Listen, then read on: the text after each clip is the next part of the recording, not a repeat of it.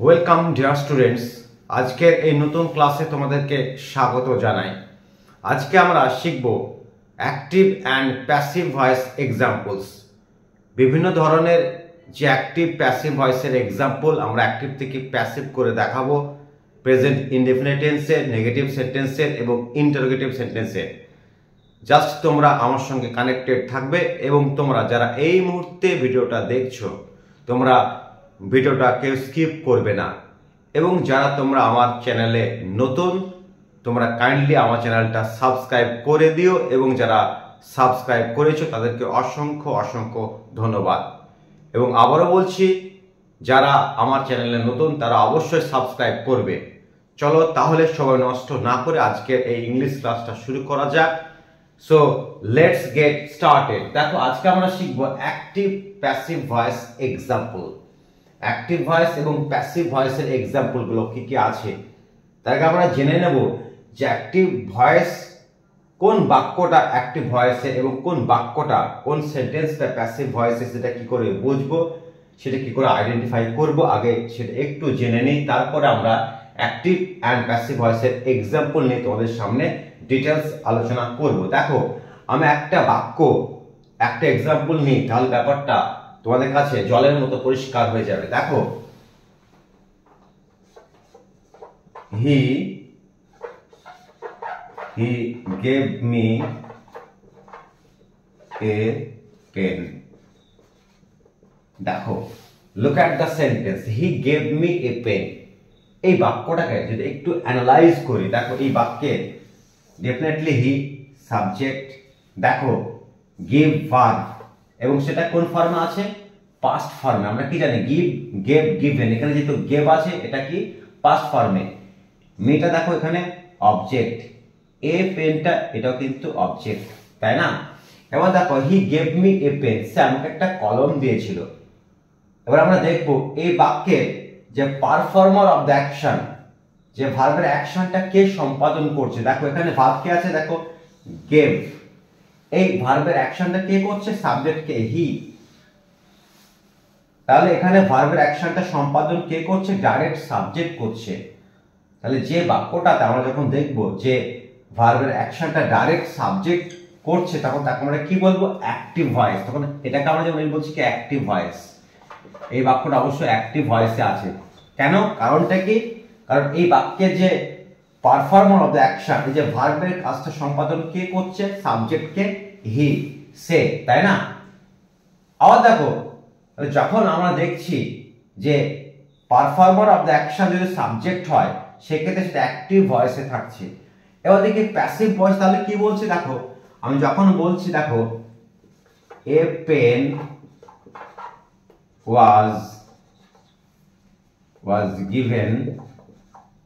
was given me by him, full stop। এবার দেখো এই বাক্যটা একটু লক্ষ্য করো। দেখো a pen was given me by him. দেখো এই বাক্যে আমরা দেখি, দেখো যখন অ্যাক্টিভ ভয়েসে এ পেনটা কিন্তু অবজেক্ট ছিল, যখন এটাকে প্যাসিভ ভয়েসে করছি ওই অবজেক্টটা প্যাসিভ ভয়েসে দেখো সাবজেক্ট হচ্ছে, তাই না? তখন কি বলছি? A pen was given me by him. এক্ষেত্রে এই বাক্যের পারফর্ম দ্য অ্যাকশনকে এক্ষেত্রে কি দেখো বাই হিম, এখানে পারফর্মার অফ দ্য অ্যাকশন, কিন্তু এখানে এই সাবজেক্টটা কিন্তু ডাইরেক্ট ভার্বের অ্যাকশনটা সম্পাদন করছে না। কি করছে? Receive the action of the verb. এবং সেটা কি করছে? অ্যাক্টিভ ভয়েসে যেটা অবজেক্ট, সে অবজেক্ট এখানে সাবজেক্ট হিসাবে কিন্তু ব্যবহার হয়েছে, তাই না? তাহলে অ্যাকশন অফ দ্য পারফর্মার, ভার্বের যে অ্যাকশন অফ দ্য পারফর্মার সেটা কিন্তু এখানে সাবজেক্ট হিসাবে এখানে কিন্তু ব্যবহার হচ্ছে না। এখানে আমরা কি দেখছি? যে অ্যাক্টিভ ভয়েসে যেটা অবজেক্ট ছিল সেই অবজেক্ট এখানে ডাইরেক্ট সাবজেক্ট হিসাবে ব্যবহৃত হয়েছে, তাই না? তাহলে অ্যাক্টিভ ভয়েসে কি হচ্ছে? সাবজেক্ট নিজেই পারফর্মার অফ দ্য অ্যাকশন। আর প্যাসিভ ভয়েস কি করে? যে সাবজেক্টটা কি করে?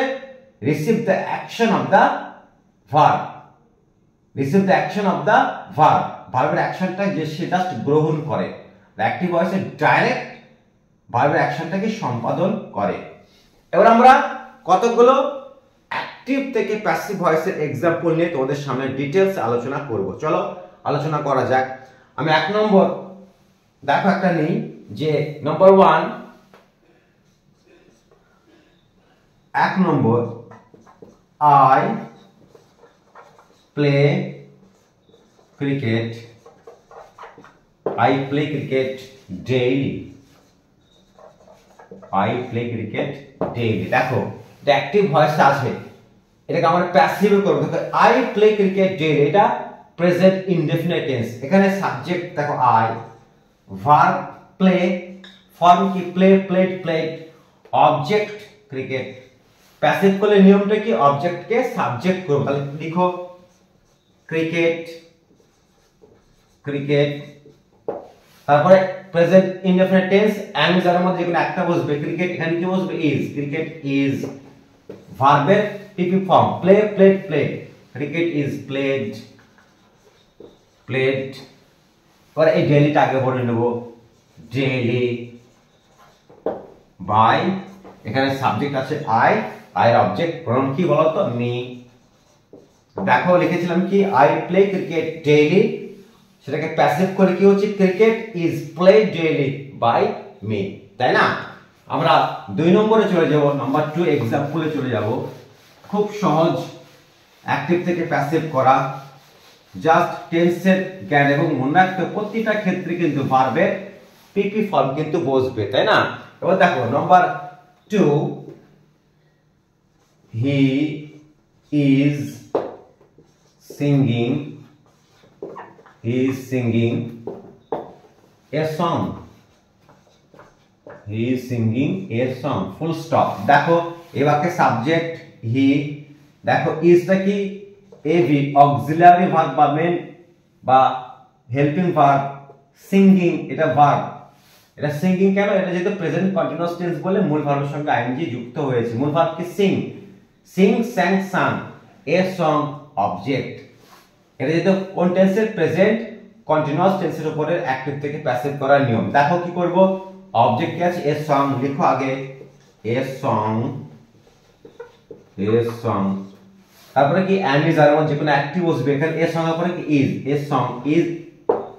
তারপর কি বলতো, এটা যেহেতু প্রেজেন্ট কন্টিনিউয়াস টেন্সের অ্যাক্টিভ থেকে প্যাসিভ কি করব, বি এর সঙ্গে ING, being, is being.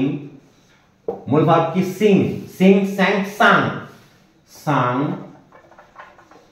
By, এখানে সাবজেক্ট ছিল হি, হির object pronoun him, H I M, him.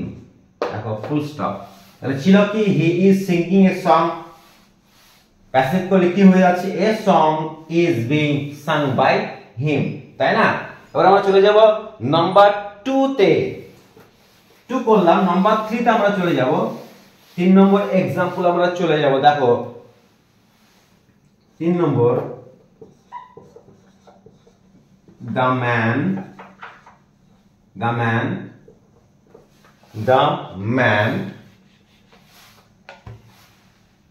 had done the work. The man had done the work.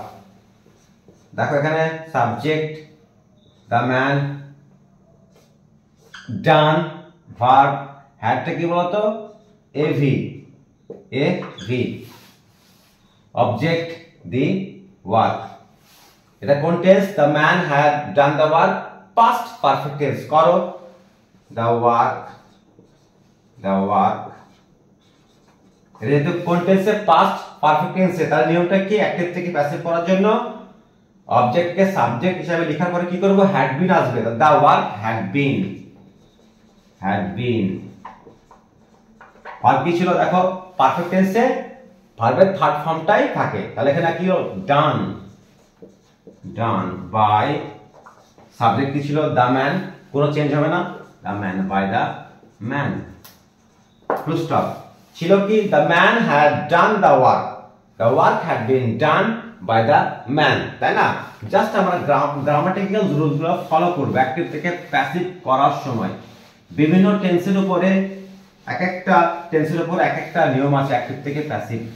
এই নিয়মগুলো প্রেজেন্ট ইনডেফিনিট টেন্স যখন করব সেক্ষেত্রে একটা আলাদা নিয়ম, যখন আমরা কন্টিনিউয়াস টেন্স করব সেক্ষেত্রে একটা আলাদা নিয়ম, জাস্ট তুমি এগুলা মনে রাখবে।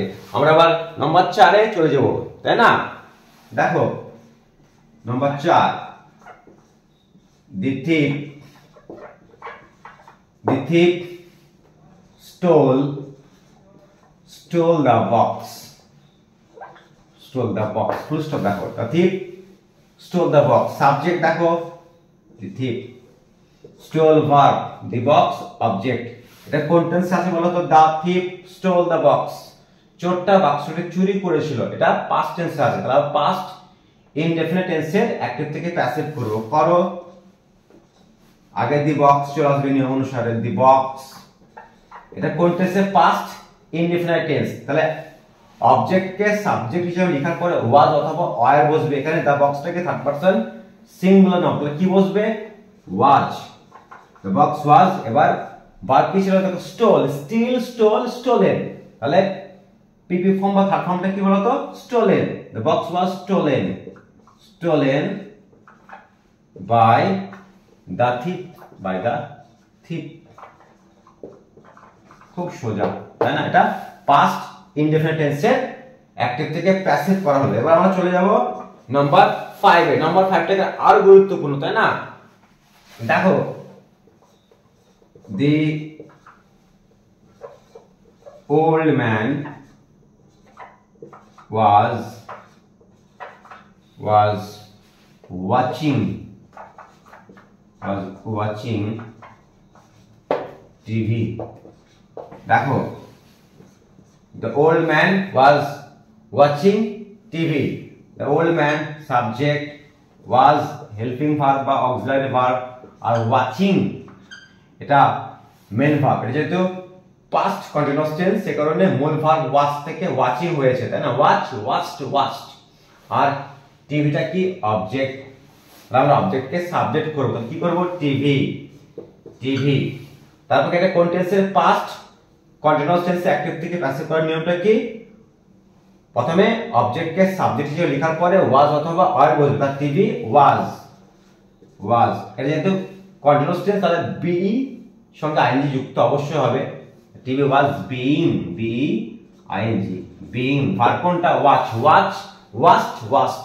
জাস্ট ইডি যুক্ত হবে, এটা একটা regular verb. Being watched, WACHED, watched by, এখানে সাবজেক্ট কি ছিল? The old man, by the old man, the old man, old man. তাহলে ছিল কি বলতো? ছিল the old man was watching TV, active ভয়েসে। প্যাসিভ করলে কি হচ্ছে? TV was being watched by the old man, তাই না? এবার আমরা নাম্বার 6 এ চলে যাব। তোমরা জাস্ট এই নিয়মগুলো ফলো করবে যে কোন টেন্স থাকলে সেই টেন্সের নিয়মে অ্যাক্টিভ থেকে প্যাসিভ করলে সেই নিয়মটা কি হবে, এগুলো জাস্ট একটু তোমরা নোট ডাউন করে রাখবে, তাই না? এবার দেখো, তারপর নাম্বার 6 দেখো, Rana has invented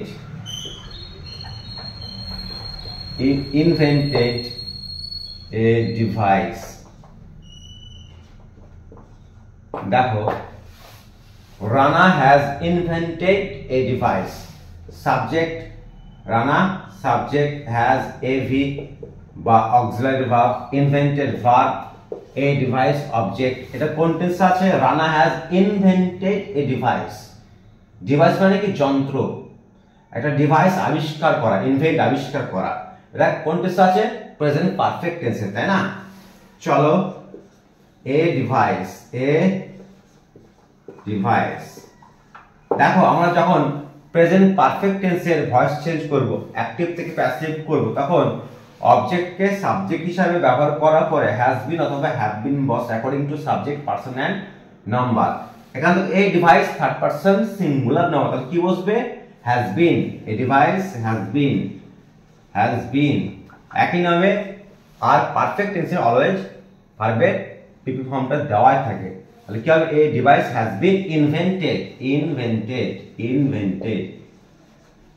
Invent, invented, invented. A device has been invented by Rana.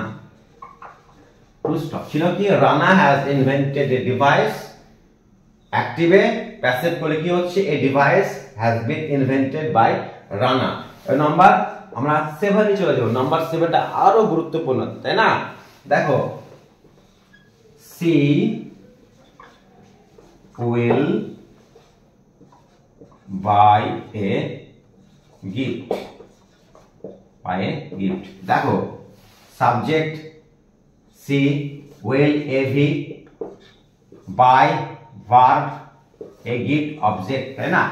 এটা কোন টেন্স বলো তো? She will buy a gift, সে একটা গিফট কিনবে, পুরস্কার, গিফট, তাই না? তাহলে দেখো এটা কোন টেন্স? সিম্পল ফিউচার টেন্স বা ফিউচার ইনডেফিনিট টেন্স। করো এ গিফট, এ গিফট। এবার দেখো ফিউচার ইনডেফিনিট টেন্সের অ্যাক্টিভ থেকে প্যাসিভ করার নিয়ম কি? অবজেক্টকে সাবজেক্ট হিসেবে লেখার পরে শ্যাল বি অথবা উইল বি বসবে। আমরা এখন সর্বত্র ক্ষেত্রে উইল বিটা বসাবো, কারণ যেহেতু ইংরেজি একটু মডিফাই হয়েছে। তাহলে এ গিফট কি করব? Will be buy, bought will be bought, BOUGHT, will be bought by, she থাকলে হার। ছিল কি she will buy a gift, active passive করে কি হচ্ছে a gift will be bought by her. তাহলে ডিয়ার স্টুডেন্টস, তোমরা দেখতে পেলে কত সহজভাবে অ্যাক্টিভ থেকে প্যাসিভের এক্সাম্পল নেওয়া হলো এবং বিভিন্ন টেন্স অনুযায়ী নিয়মটা আলাদা। অ্যাক্টিভ থেকে প্যাসিভ করার যে নিয়মটা আছে, তোমরা বেশি বেশি করে প্র্যাকটিস করো। আর যারা তোমরা আজকের এই ক্লাসের উপরে কোনো মন্তব্য কমেন্ট করতে চাও, অবশ্যই তার জন্য আমার কমেন্ট সেকশনে গিয়ে কমেন্ট করবে, আমি অবশ্যই তোমাদের কমেন্ট রিপ্লাই করব। এবং যারা আমার চ্যানেলে নতুন, আবারও বলছি, all of you are warmly requested to subscribe my channel The Knowledge Hub Pro, and the audience already subscribed my channel, a lot of thanks. তাহলে আজকে ভিডিও এই পর্যন্ত থাক, আবার আগামীকাল নেক্সট ভিডিওতে অবশ্যই দেখা হচ্ছে। till then many congratulations and a lot of thanks to all my dear students from my YouTube channel The Knowledge Hub Pro. Thank you.